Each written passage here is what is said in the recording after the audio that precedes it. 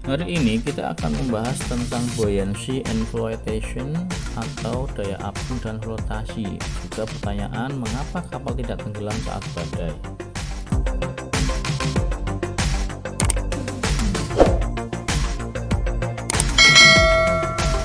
Bayangkan ya, kita terjebak dalam badai seperti ini. Jadi, badai di sini untuk memberitahu bahwa tidak perlu khawatir, fisika akan menyelamatkan kita. Mari kita lihat bagaimana fisika membantu kita dan kenapa kita tidak perlu terlalu panik. Abaikan saja gambar kapal yang tenggelam ini, karena kapalmu tidak akan tenggelam karena fisika akan menyelamatkannya. Mari kita bahas hal-hal dasar yang berlaku di sini untuk memahami kenapa kapal tidak akan tenggelam. Pertama-tama, kita perlu mendefinisikan beberapa titik referensi kita yang kita gunakan ini. Menjelaskan stabilitas kapal, catat bahwa kita akan membahas gravitasi, daya apung atau buoyancy, dan ada istilah baru yang mungkin asing bagi kita, yaitu metacenter atau titik metacenter. Sebelum kita bahas secara teknis, saya akan perkenalkan atau definisikan secara cepat. Gravitasi adalah titik yang berperan seolah-olah seluruh berat kapal berpusat dan bekerja melalui titik tersebut. Lalu, yang titik daya apung atau buoyancy adalah titik yang sebenarnya merupakan pusat massa center, dan bagian kapal yang tenggelam air, bagian kapal yang terendam air, kita telah cukup mengenal gaya gravitasi. Kita tahu gravitasi bekerja melalui pusat massa, tapi gaya apung seperti yang kita sudah pelajari itu akan muncul ketika suatu benda terendam di bagian atas, sebagian atau separuhnya dalam cairan. Cairan tersebut akan memberikan gaya dorong ke atas, itulah gaya apung. Sama seperti gravitasi yang bekerja melalui pusat massa, gaya apung juga dapat dianggap bekerja melalui satu titik, yaitu pusat massa bagian yang terendam. Jadi kita akan ada garis tengah di sini. Garis tengah ini disebut garis simetris. Saya harap kalian paham tentang gaya apung dan gaya gravitasi di sini. Titik metacenter akan kita bahas di slide berikutnya. Mari kita lanjut. Nah, di sini saya mengambil contoh kapal kecil yang mengapung secara horizontal. Kita bisa melihat pusat massa center of gravity berada tengah. Nah, bagian yang terendam terbagi rata kanan dan kiri, sehingga pusat apung dapat berada di garis tengah kapal.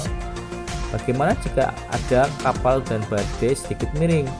Jika kapal miring ke arah tertentu, akan ada lebih banyak bagian kapal yang terendam di satu sisi. Pusat dan bagian terendam pun bergeser, dan gaya apung sekarang bekerja melalui titik tersebut. Titik ini adalah titik pusat massa sebagian yang terendam. Apa yang terjadi? Akan terjadi momen rotasi. Gaya gravitasi melalui pusat massa akan menciptakan momen yang mencoba mengembalikan kapal ke posisi semula. Jadi ke posisi semula kembali. Karena tidak ada gerakan naik turun, kita anggap gaya gravitasi sama dengan gaya apung. Namun akan tetap terjadi rotasi yang mencoba mengembalikan kapal ke posisi stabil. Situasi ini seperti batang yang ditahan dua bekas di ujungnya. Jika batang diputar sedikit, dia akan melengkung, tapi jika gaya dan bekas di sisi kiri bawah kanan ke atas, sehingga ketika dilepas batang kembali ke bentuk awal. Itulah yang terjadi pada kapal, seakan-akan ada gaya bekas yang membuatnya stabil kembali. Jadi kapal akan kembali seperti semula. Sekarang mari kita ambil variasi lain di sini. Lihat di sini. Kapal miring sangat jauh ke satu sisi. Pusat gaya apung bergeser ke jauh ke kiri. Gaya apung kiri bekerja ke kiri dan gaya gravitasi masih ke kanan. Apakah gaya apung ini akan membantu kapal bergerak tegak? Tidak. Gaya apung justru akan memperparah kemiringan kapal. Jadi jika badai menghantam rotasi seperti ini, kapal benar-benar bisa terbalik. Sekarang anggap kamu naik ke sisi saat kapal kecil, ke sisi kapal kecil. Pusat massa sistem akan bergeser ke arahmu. Ketika sejajar dengan pusat apung yang juga miring, kondisi ini menjadi kritis. Kondisi pergeseran kita membuat kapal terbalik, atau kalau mau mundur kamu akan aman kembali. Saya harap kalian mulai mengerti apa yang dimaksud. Sekarang kita lihat di sisi matematis. Anggap ada 3 kondisi. Kondisi 1 yaitu garis merah menunjukkan garis simetrik. Pusat massa berada di dekat garis ini. Ketika kapal sedikit miring, pusat gaya apung akan berpindah ke kiri. Dan jika kita garis vertikal dari titik apung, titik potongnya dengan garis merah adalah metacenter. Jadi sekarang kita tahu apa itu metacenter. Jarak dari G ke M, G itu center of gravity, M adalah metacenter. Menentukan kestabilan. Jika M berada di atas G, maka kapal stabil. Ini disebut kondisi positif atau kondisi stabil.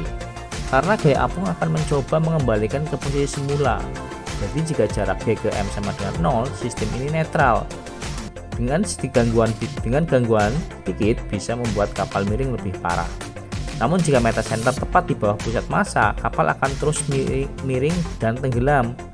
Inilah mengapa kita disebut kondisi positif, netral, dan negatif. Sekarang ada satu hal, jarak G ke Z. Jika kita ambil jarak Z sebagai pusat gaya apung saat miring, gaya apung dan garis gaya apung dan gaya gravitasi akan membentuk torsi. Jarak tegak lurus antara keduanya adalah G ke Z. Jika G ke Z itu positif, Z ke Z kanan, maka torsi akan mengembalikan kapal ke posisi aman. Jadi jika kita bisa kembali ke posisi aman, tapi satu hal lagi, saya asumsikan posisi metacenter tetap. Padahal aslinya ketika sudut kemiringan bertambah, posisi metacenter juga bertambah. Saat kapal miring lebih banyak, metacenter pun turun. Dari 20 derajat ke 45 derajat, stabilitas lebih rendah. Tapi untuk pembahasan kita anggap sejajar. Dalam kenyataan, posisi metacenter terus berubah, grafik stabilitas tergantung pada G ke Z. Selama G ke Z positif, kapal bisa kembali ke posisi aman. Kapal bisa menahan sudut miring cukup besar, misalnya 70-80 derajat, dan masih bisa pulih. Jika kita berada di kapal dan terkena badai.